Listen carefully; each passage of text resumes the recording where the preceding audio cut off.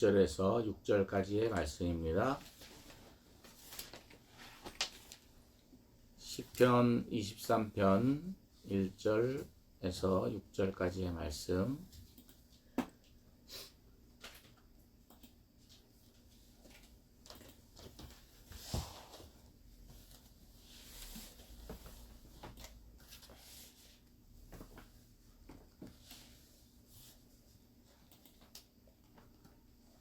다 같이 교독하도록 하겠습니다. 여호와는 나의 목자시니 내게 부족함이 없으리로다. 그가 나를 푸른 풀밭에 누이시며 쉴만한 물가로 인도하시는도다. 내 영혼을 소생시키시고 자기 이름을 위하여 의의 길로 인도하시는도다. 내가 사망의 음침한 골짜기로 다닐지라도 해를 두려워하지 않을 것은 주께서 나와 함께 하심이라. 주의 지팡이와 막대기가 나를 안위하시나이다. 주께서 내 원수의 목전에서 내게 상을 차려주시고 기름을 내 머리에 부으셨으니 내 잔이 넘치나이다. 내 평생의 선하심과 인자하심이 반드시 나를 따르리니 내가 여호와의 집에 영원히 살리로다. 아멘. 아멘.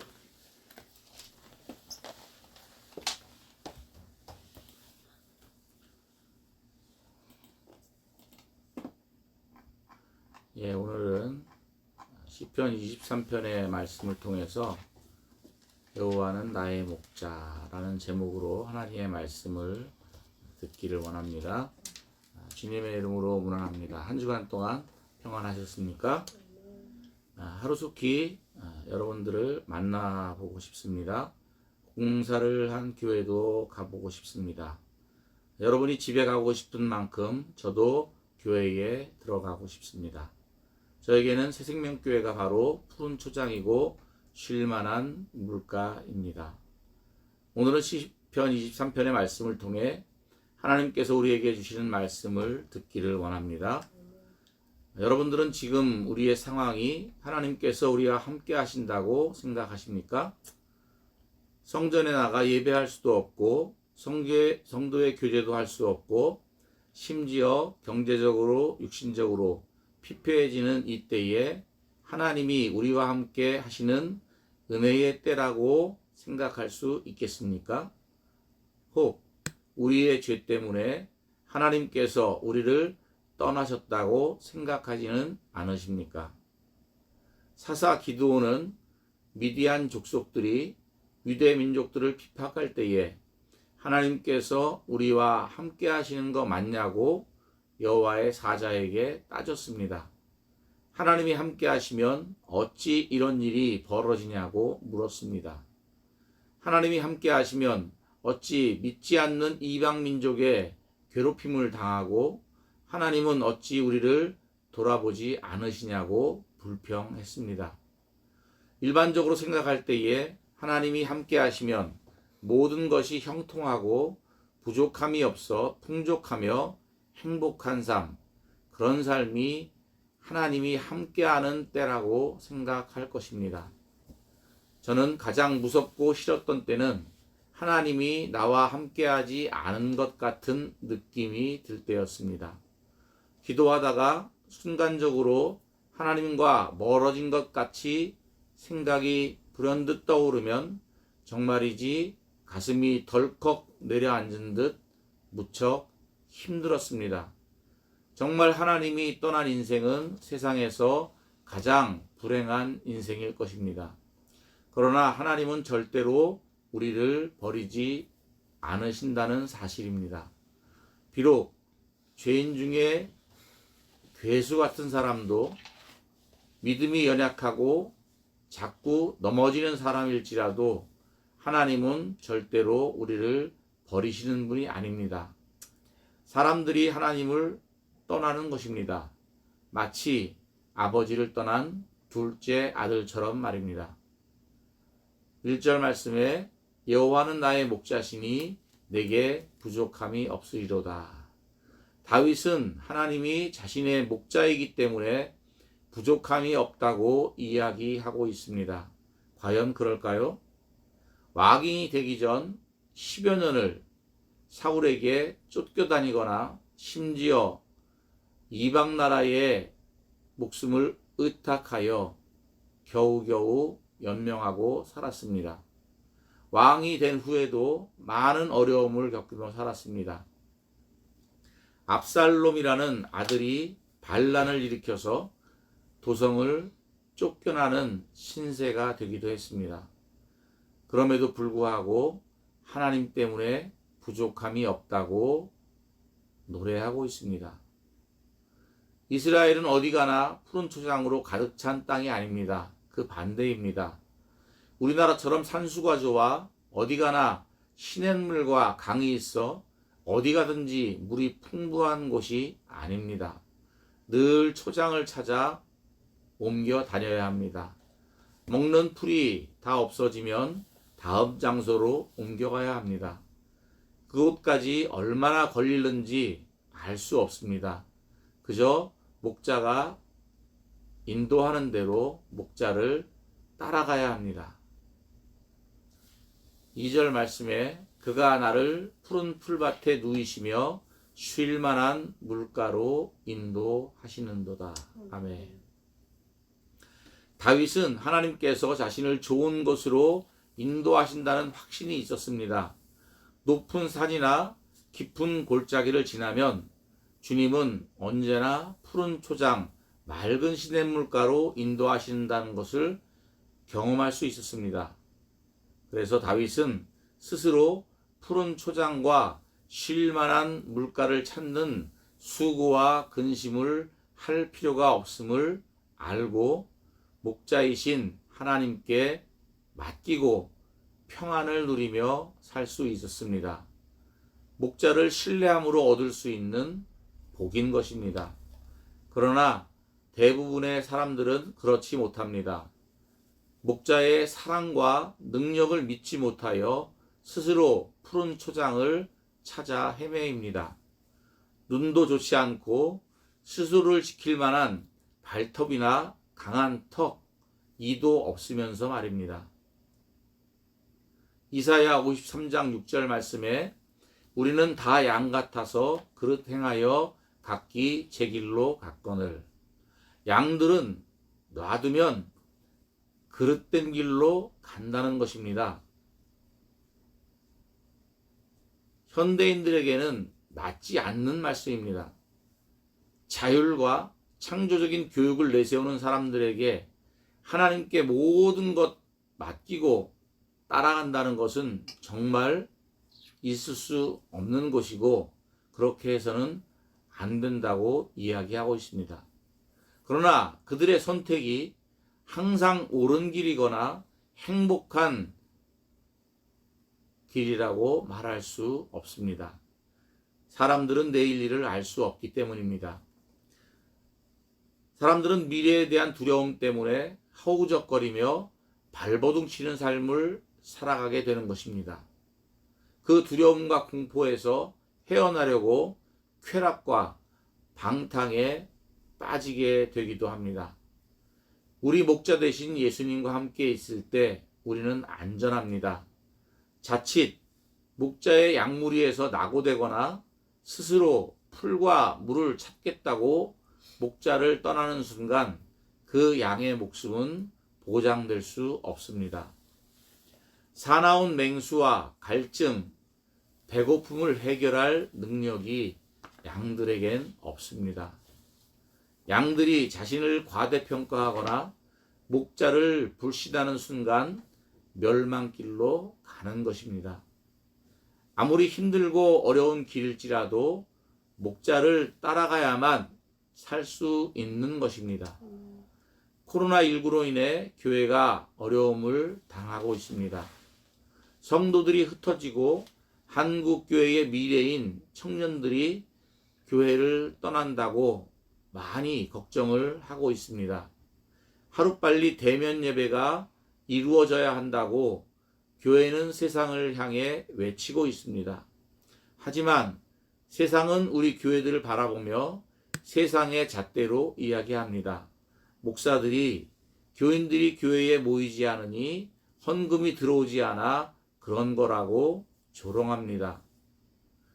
그들은 그 정도의 판단과 수준밖에 되지 않습니다. 그들을 탓할 마음은 없습니다. 모르기 때문입니다. 과연 이 땅의 목사들이 헌금이 적게 들어올까 걱정이 되어 대면 예배가 이루어지길 바라고 있을까요? 목자들이 길 잃은 양을 찾아 나서는 이유가 양을 팔거나 잡아먹기 위함일까요? 99마리 양을 놔두고 한 마리 양을 찾아 나서는 목자의 심정은 세상 사람들은 알지 못합니다. 자기가 기르던 양이 죽거나 다치는 것을 볼 수 없기 때문입니다. 참으로 걱정인 것은 성도들과 청년들이 믿음을 잃고 길 잃은 양이 되어 유리방황하다 광야에서 고생하는 것과 죽을지도 모른다는 사실입니다. 지금의 현실을 바라보면 걱정도 되고 마음이 아프기도 합니다. 언제 끝날지 모르는 코로나19 상황에서 우리가 해야 할 일은 하나님의 은혜와 사랑 안에 거해야 한다는 사실입니다. 성전에 모이지는 못하지만 하나님은 어디에나 계십니다. 여러분들이 계신 곳이 바로 하나님의 보좌 앞입니다. 보좌 앞에 나아가 하나님께 찬양하며 경배하고 기도한다면 그것이 바로 천국입니다.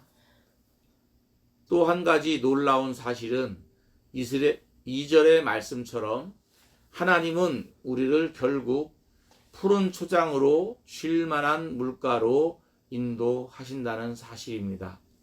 이 사실을 믿고 목자의 음성을 따라가야 합니다. 높은 산과 사망의 음침한 골짜기를 지날지라도 두려워하지 말고 오직 주님께 모든 것을 맡겨야 합니다. 주님은 어디로 가야 할지 알고 계시기 때문입니다. 양들을 고생시키려고 일부러 어려운 길을 데리고 가시는 것이 아닙니다. 3절 말씀에 내 영혼을 소생시키시고 자기 이름을 위하여 의의 길로 인도하시는도다. 아멘. 하나님께서는 우리 영혼을 살리시기 위해 지금 우리가 이 길을 걷게 하시는 것입니다. 아마 푸른 초장과 물가에서 평생 살게 된다면 사람들은 그 인생을 부러워할 것이지만 사실 그 인생은 망한 인생입니다. 왜냐하면 그들은 자신을 인도해 줄 목자가 필요 없기 때문입니다. 다시는 목자의 음성을 듣지도 바라보지도 않는 삶을 살기 때문입니다. 21세기를 살아가는 우리들을 하나님은 또 다른 풀밭과 물가로 인도하시는 것을 믿습니다. 너무 풍요해지고 두려울 것이 없이 강해진 지식으로 인해 사람들은 하나님을 찾지도 부르지도 않는 세상이 되어가고 있습니다. 그러나 하나님께서는 우리를 버리지 않으시고 우리를 말라버린 풀밭, 오염된 물가를 떠나 다른 곳으로 인도하시는 것입니다. 하지만 양들은 왜 푸른 초장과 물가를 떠나자고 하시는지 모르고 불평하고 원망합니다. 그곳에 계속 있다가는 다 죽기 때문인데, 그래서 자리를 옮겨야 하는데 그것을 알지 못하고 있습니다. 5절 말씀에 주께서 내 원수의 목전에서 내게 상을 차려주시고 기름을 내 머리에 부으셨으니 내 잔이 넘치나이다. 하나님이 인도하시는 그 길에도 역시 원수도 만나게 됩니다. 제 대적들이 둘러싸고 조롱하고 목숨을 위협해도 걱정할 것이 없습니다. 거인과 같은 대적도 전차로 무장한 적군도 두려워하지 않아도 됩니다. 왜냐하면 하나님께서 대적들 앞에서 걱정하지 말고 평안히 식사하라고 상을 차려주시고 또 기름을 부어 왕처럼 제사장처럼 적들 앞에서 고귀한 존재로 높여주시고 세워주시고 있습니다. 다윗은 광야 같은 세상에서나 위험천만한 전장에서나 하나님의 은혜의 풍성함을 찬양하고 있습니다. 6절 말씀에 내 평생의 선하심과 인자하심이 반드시 나를 따르리니 내가 여호와의 집에 영원히 거하리로다. 아멘.